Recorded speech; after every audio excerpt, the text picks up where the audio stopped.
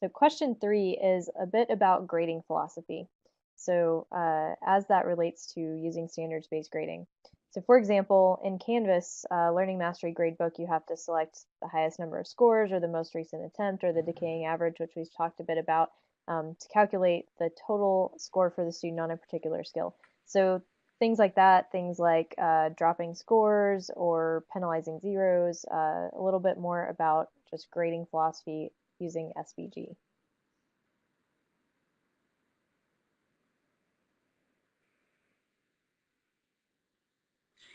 So in my first year class, we use Blackboard rubrics, and that comes with its own challenges. And so that was partly the reason we went with the point system, is because we could accumulate points over time more easily than try to do any other kind of calculations, because we'd have to do those offline and then re-upload them to Blackboard.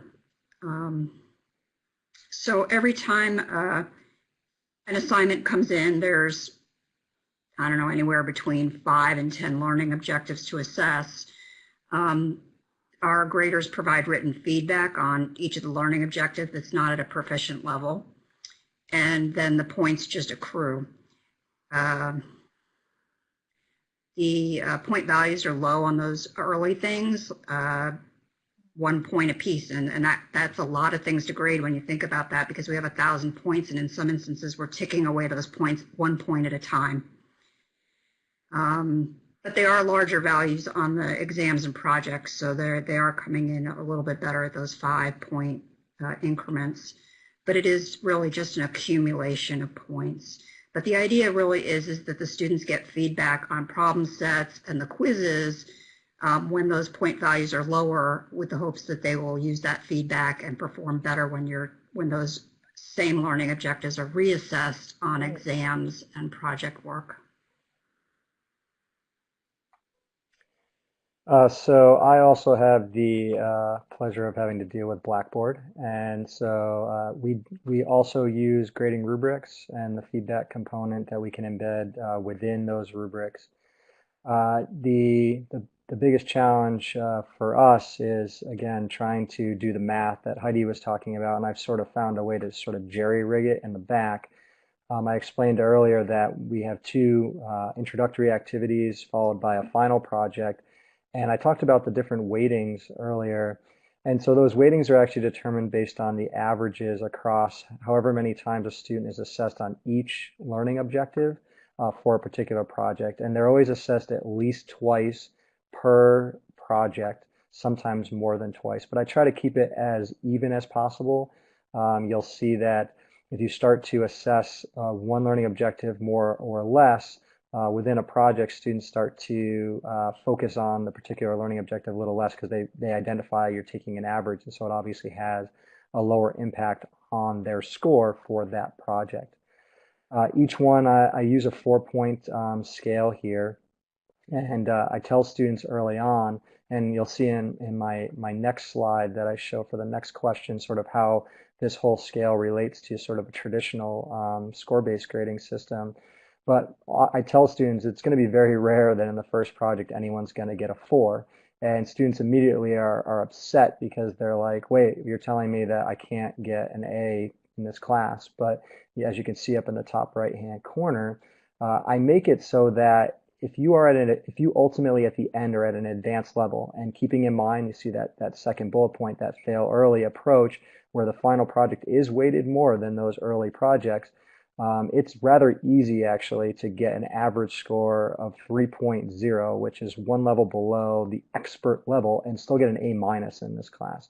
So early on, students struggle with this a little bit.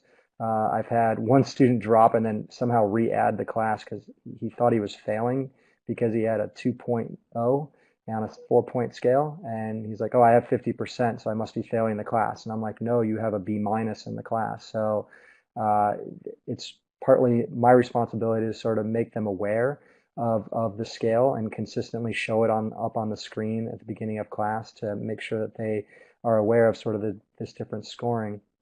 But overall, everything that I've discussed so far today, of taking in the various weightings of both the learning objectives as well as the projects, leads them to most students passing the course. The thing that oftentimes usually takes a student down into a D or failing range is their inability to get assignments in on time and their attendance in class. This, again, is a project-based course for sophomores, so I do take attendance and expect them to be in class and that they submit things on time. And so I've got sort of built-in penalties around that. And that's usually what causes a student to fail this course, even though oftentimes students will average somewhere around a 2 or less in the first project. Again, it doesn't hurt them ultimately, and the majority of students still end up with an A or B as long as they are participants in their teams, come to class, and get things in on time. All right, thanks. And Matt. So for the senior capstone projects, I do things a little bit differently. I again, like kind of most of us here, I really was attracted to the standards-based grading is that it allows students to kind of fail early on and really not like penalize them. So the way that I calculate their final grades for their, again, this is with their capstone project, is the team grades based on their most recent attempt. So I don't really take into consideration the stuff earlier on. I really only care about at the end of the project that they were able to kind of demonstrate mastery of those different skills. And so, so their grade in each kind of time is sort of just a snapshot in time in terms of how they are, doing on those different objectives throughout the semester. And so, again, when I mentioned earlier on that they might not be needing those skills, at the very beginning, and that's fine, but by the end of the course, typically our students are really able to come around, and some of them are able to do that quicker than others, which is fine in my view. So I think it kind of takes out some of the, I guess, time pressure to kind of demonstrate some of these skills. We're still kind of playing around with this. We might probably switch to sort of where we do kind of include some of the grades from the earlier on, assessments into their final grade, but I think it allows sort of a kind of a relaxed pace, but they still do know that they need to kind of finish this project and meet all these skills by the end of the semester. So it seems to be working pretty well so far.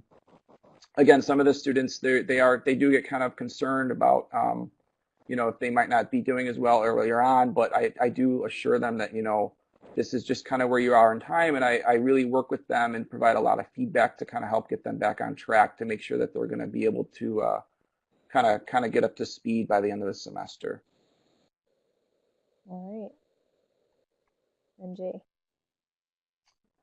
Yeah, so I'm kind of a blend between Matt and Adam since I use the part of SBG in the assignments, which are continuous throughout the entire semester. They get time to master with continued feedback over and over again. Like I said, they have 25 assignments, multiple outcomes being assessed each assignment, not all of them, but some of them. But then they also have that final project, which is also assessed using that outcomes-based assessment. So on that final one, it's more related.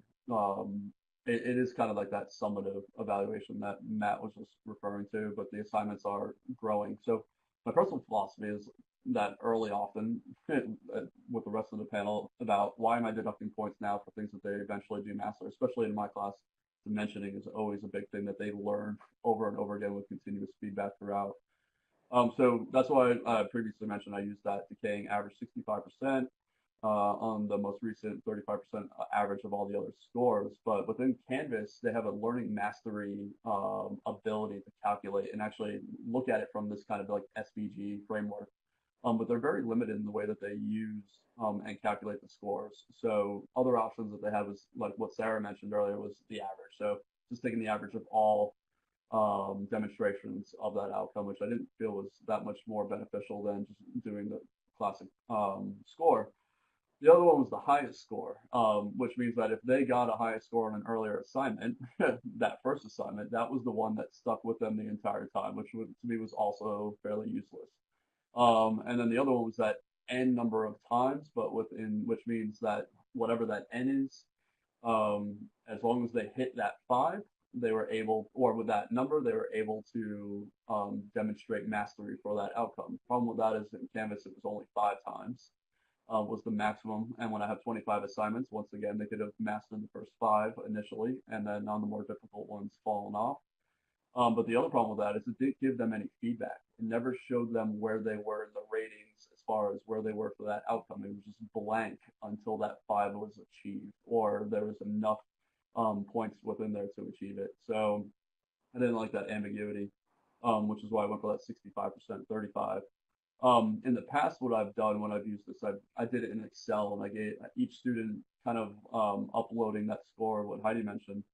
I did in other courses. I have smaller classes at my institution, but I used a median to calculate this, and it was a median with a trend, so that if they demonstrated mastery more times than not, and at least the most recent 3 demonstrations were in that positive trend, I could know pretty consistently that they have mastered that outcome and there wasn't some drop off that happened later in the semester. Canvas doesn't allow me to do that. Right now I'm using that as another sanity check on some of the things, because one thing I plan to do is actually compare their final project and their final exam, which includes a lot of those outcomes, to these different calculations and techniques to see which one is most representative of their final capabilities